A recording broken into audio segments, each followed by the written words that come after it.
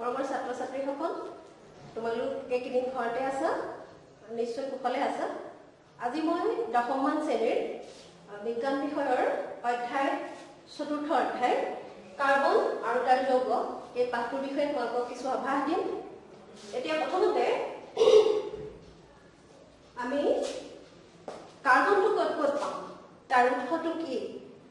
আৰু পৰ্যায়বিত তালিকাত কাৰ্বনৰ স্থান ক'ত প্ৰথমে এই কথাখিনি আমি জানি ল'ব লাগিব তাৰ পাছতে তাৰ যৌগখিনিলৈ যাম আমি এতিয়া কাৰ্বন আমি জানো কাৰ্বন সকলো জীৱিত পদাৰ্থতে থাকে আমি পাম আৰু বিশেষকৈ আমি তোমালোকে অতি সহজতে জানা কাৰ্বন আমি কি হিচাপে পাওঁ বায়ুমণ্ডলত কাৰ্বন ডাই অক্সাইড হিচাপে পাওঁ আৰু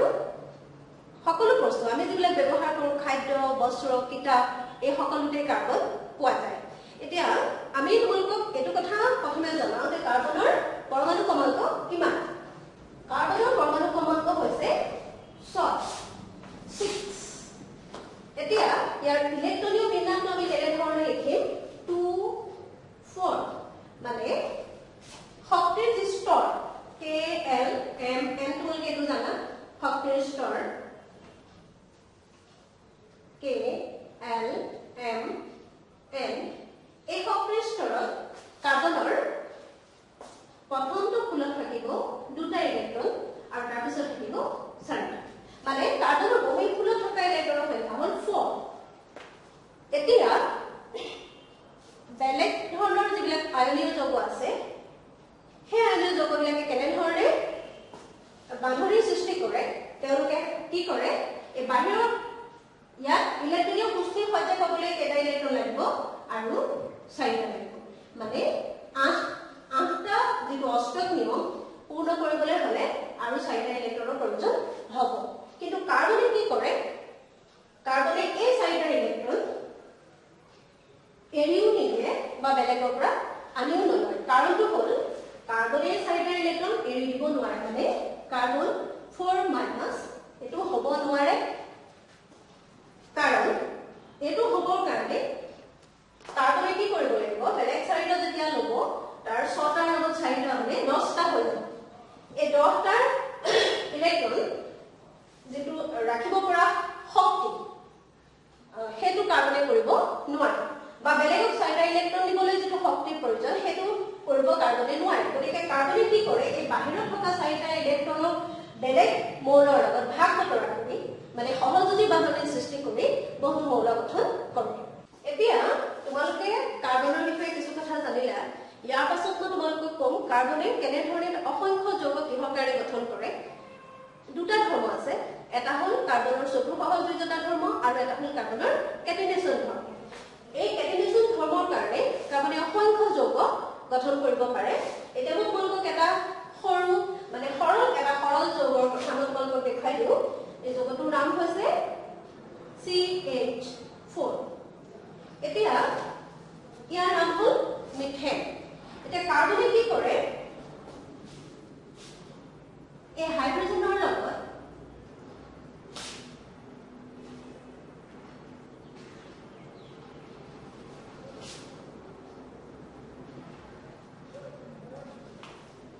এক বান্ধনি সৃষ্টি কৰি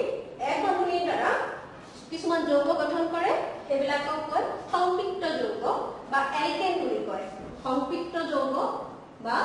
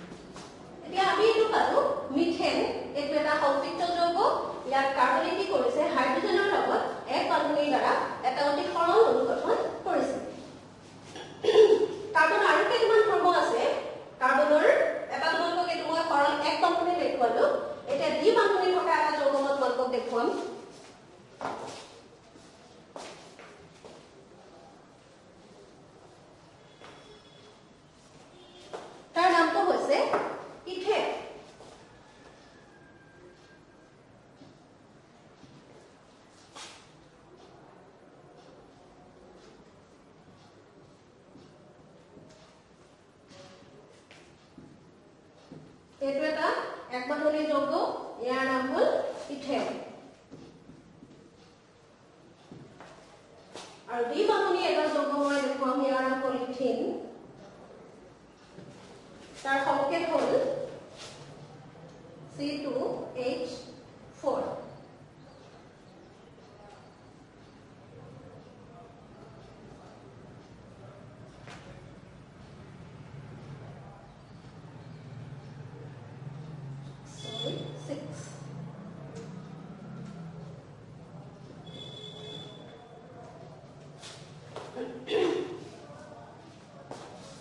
আৰু কাৰ্বনৰ যে ত্ৰিবাহনীযুক্ত যৌগ আছে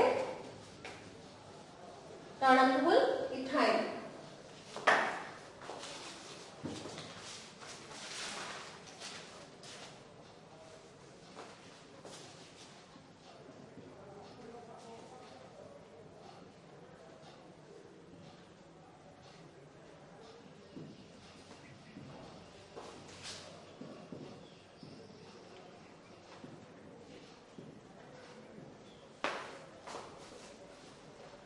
এতিয়া এই একমাত্ৰণী দ্বিবাহনী ত্ৰিবাহনী অনুসৰি কাৰ্বনৰ যৌগসমূহৰ নাম তোমালোকক এটা দেখুৱালো এলকেন তাৰ উদাহৰণ দিলো ইথেন আৰু এটা দেখুৱালো ইথিন দ্বিবাহনীযুক্ত আৰু এটা তোমালোকক দেখুৱালো ত্ৰিবাহনীযুক্ত সেইটোৰ নাম হৈছে ইথাইন এলকেন এলকিন আৰু এলকাইন আৰু কেইটামান কাৰ্বনৰ যৌগ গঠন কৰা পদ্ধতি মই তোমালোকক যে দেখুৱাইছিলো কাৰ্বনে কোণ শৃংখল শাখা শৃংখল বা বক্ৰাকাৰে বহুতো যৌগ গঠন কৰিব পাৰে কোণ শৃংখলখিনি তোমালোকক মই যি দেখুৱাইছিলো এইটো এনে ধৰণে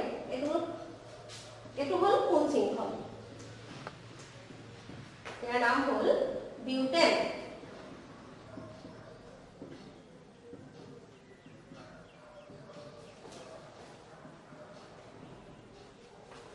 C4H10 ইয়াৰ নাম হ'ল বিউটেন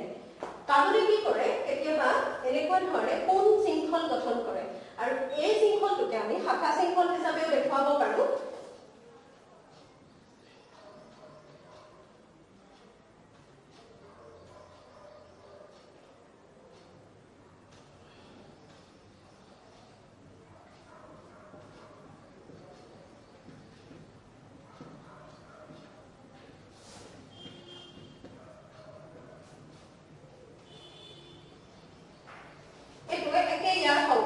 C4H10 কিন্তু এইটো কোৱা হয় শাখা শৃংখল আৰু এটা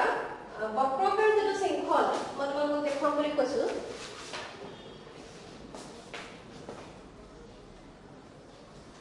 তোমালোকে নিশ্চয় বেঞ্জিনৰ নাম শুনিছা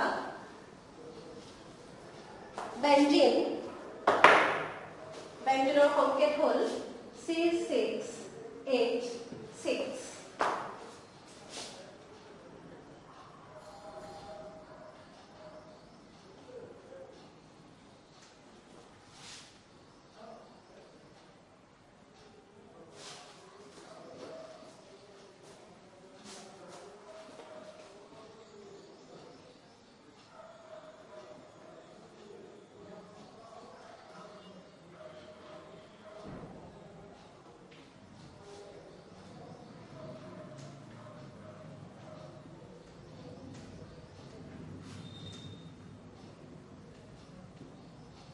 এতিয়া তোমালোকে দেখিলা কাৰ্বনেৰ শাখা শৃংখল কোণ শৃংখল আৰু বক্ৰ শৃংখল এই গোটেই কিটা শৃংখল গঠন কৰি অসংখ্য যৌগ গঠন কৰিব পাৰে ইয়াৰ মূলত তোমালোকক কৈছো যে কি চতুৰ সহযোগিতা ধৰ্ম আৰু এটা হ'ল কাৰ্বনৰ ক্যাটালিসন ধৰ্ম এতিয়া আমি তোমালোকক কাৰ্বন আৰু হাইড্ৰোজেন ইয়াৰ বান্ধনীৰ বিষয়ে তোমালোকক মই ক'লো এতিয়া আন কিছুমান কাৰ্বনৰ এটা বন্ধুসুলভ চৰিত্ৰ আছে স্বভাৱ আছে যাৰ কাৰণে কাৰ্বনে বেলেগ বেলেগ কোণৰ লগতো এনেকুৱা ধৰণে কিছুমান গঠন কৰে আৰু সেইবিলাকক মই তোমালোকক দেখাই গৈছো তেতিয়াও কিন্তু কাৰ্বনৰ দ্বিতীয়তা সদায় চাৰি হৈ থাকিব কেনেকুৱা ধৰণৰ কিছুমান চোৱা হাইড্ৰোজেন হাইড্ৰকাৰ্বন শৃংখলত হাইড্ৰোজেনৰ লগতে OH যেটো আমি এলকহল বুলি কওঁ এবিলাকক কোৱা হয় কাৰ্যকৰী মূলক এই কাৰ্যকৰী মূলক যেতিয়া হাইড্ৰোজেন শৃংখল কাৰ্বন শৃংখলত যেতিয়া গঠন হ'ব সিহঁতৰ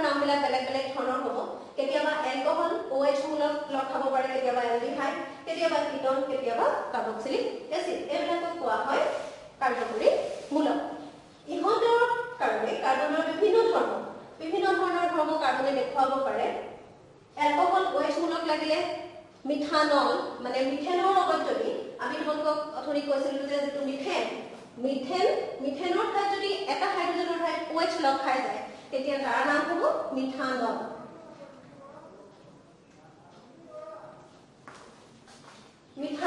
ইথানল প্ৰপানল এনেকুৱা ধৰণে তাৰপিছত এলডিহাইড কিটন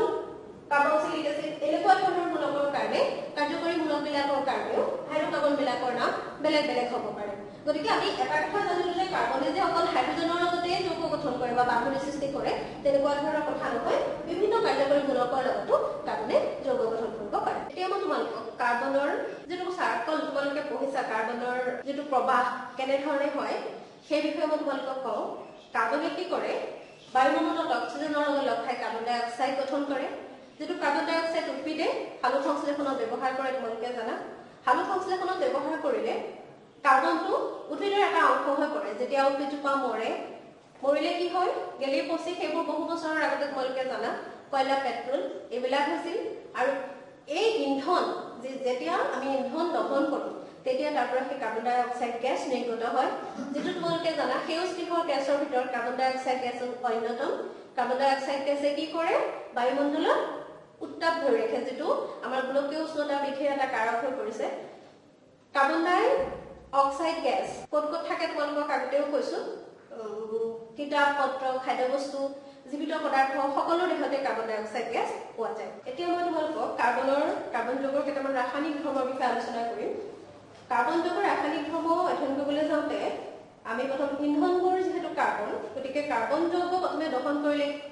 কি উৎপন্ন হয় সেই বিষয়ে আমি তোমালোকক কওঁ দহন বহুমতে যিকোনো মতে কাৰ্বন দহন কৰিলে কাৰ্বন ডাই অক্সাইড উৎপন্ন হোৱাৰ উপৰিও কি উৎপন্ন হয় তাপ আৰু পোহৰ উৎপন্ন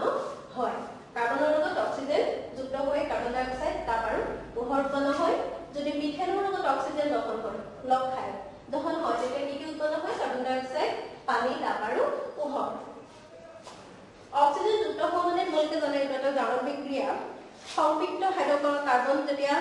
সাধাৰণতে কেনেকে জ্বলে অমলিন নীলা শিখা আৰু অসংপৃক্ত হাইড্ৰকাৰ্বনে কলা ধোঁৱাযুক্ত হালধীয়া শিখা উৎপন্ন কৰে অৱশ্যে বায়ুৰ যদি পৰিসীমিত যোগানৰ ফলত সংপৃক্ত হাইড্ৰকাৰ্বনৰো অসম্পূৰ্ণ দহন ঘটে তেতিয়া কি হয় এলান্ধযুক্ত শিখা উৎপন্ন হ'ব পাৰে যিবিলাক আমি ঘৰত ব্যৱহাৰ কৰা গেছৰ ষ্টভ বা কেৰাচিনৰ ষ্টভ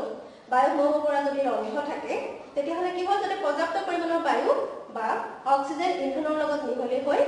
অমলিন কিছুমান শিখা উৎপন্ন হয় মানে ধোঁৱা উৎপন্ন কৰিব নোৱাৰে এতিয়া মই যিখিনি তোমালোকক পঢ়ালো ইয়াৰ ভিতৰত কেইটামান প্ৰশ্ন মই তোমালোকক দি দিছো এটা প্ৰশ্ন ইয়াৰ পৰা হ'ব পাৰে কাৰ্বন কি ইয়াৰ ইলেক্ট্ৰনীয় বিন্যাস লিখা 2 নম্বৰ কাৰ্বনৰ যোজ্যতা কিয় চাল 3 নম্বৰ কাৰ্বনে কিয় সহযোজী ধৰ্ম দেখুৱায় 4 নম্বৰ কেইটামান সংপৃক্ত যৌগৰ উদাহৰণ দিয়া ইয়াৰ উপৰিও তোমালোকে কাৰ্বনৰ বিভিন্ন একঘনযুক্ত কাৰ্বনৰ যিটো গঠন মই তোমালোকক দেখুৱালো মিথেন সেইটো তোমালোকে তেনেকুৱা ধৰণে মিথেন প্ৰপেন বহুতো আছে একঘনযুক্ত মৌল তোমালোকে গঠন সংকেতবিলাক লিখিবলৈ শিকিবা তেনেকৈ দ্বিবান্ধনীযুক্ত মৌলবিলাকৰ সংকেত তোমালোকে লিখিব পাৰিবা ত্ৰিবান্ধনীযুক্ত মৌলবিলাকৰ যিটো গঠন মই তোমালোকক দেখুৱালো সেইখিনি তোমালোকে লিখিব পাৰিবা এইখিনিৰ ভিতৰত আহিবলগীয়া এইখিনিয়ে প্ৰশ্ন আৰু পৰৱৰ্তী যি ক্লাছসমূহ যদি কৰিব লগা হয় তেতিয়াহ'লে মই তাৰ পিছৰখিনি তোমালোকক যিটো যোগাত্মক বিক্ৰিয়া প্ৰতিস্থাপন বিক্ৰিয়া কাৰ্বনৰ আছে সেইখিনি বিষয়ে মই তোমালোকক বিশদভাৱে ক'ম আজিলৈ এই পাঠটো মই ইমানতে সামৰণি মাৰিছোঁ